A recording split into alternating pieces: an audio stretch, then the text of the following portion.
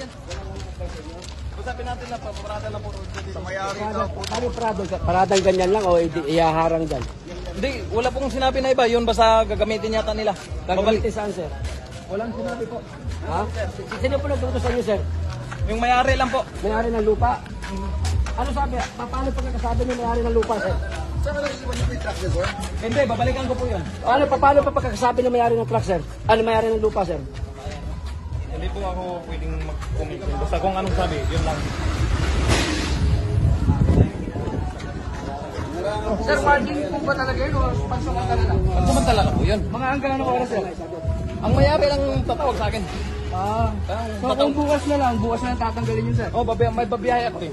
Kailan alisin niya? Ang daming sinasabi po, pasensya na po, media kayo. Sige, salamat po.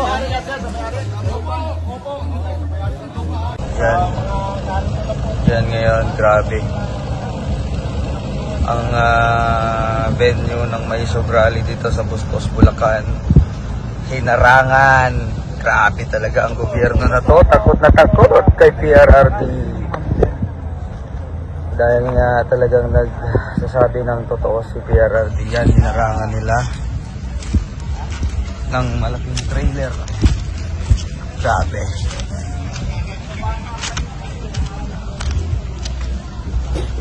Yan ang mga vlogger.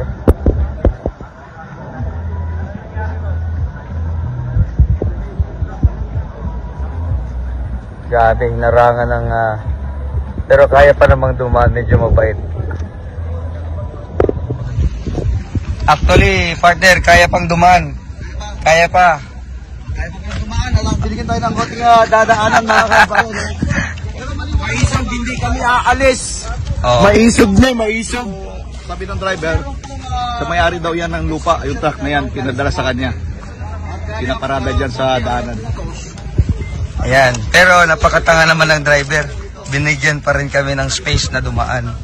Kaya ngayon, pag nanaig ang aming lawyer, ayan.